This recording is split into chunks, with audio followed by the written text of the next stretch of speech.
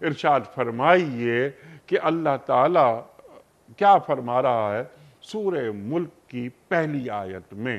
ارشاد. انیق بھائی، آج کی یہ جو سورت ہے سورت الملک، بہت ہی عظیم الشان صورتوں میں سے ایک ہے. سبحان اللہ.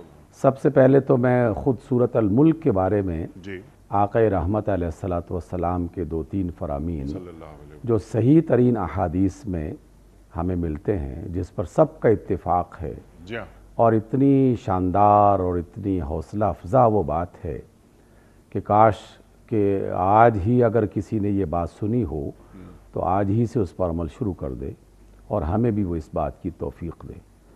آقا رحمت علیہ السلام فرماتے ہیں کہ قرآن مجید کی ایک صورت ہے، ایسی صورت کہ جو اپنے پڑھنے والوں کے لیے اللہ کے حضور شفاعت کرے گی اور اس وقت تک شفاعت کرتے رہے گی جب تک کہ وہ اپنے پڑھنے والوں کو جنت میں نہ داخل کروا دے. سبحان اللہ.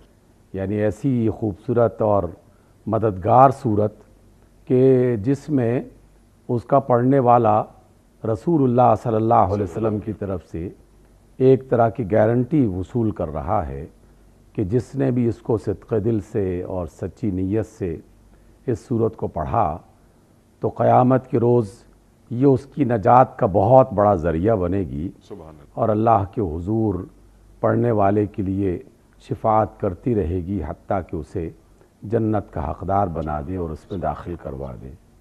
بہت سارے اصحاب رسول روایت کرتے ہیں اور ان کی سیرت میں یہ بات ملتی ہے کہ رات کو سونے سے پہلے وہ بطور خاص اس صورت کی تلاوت کیا کرتے تھے.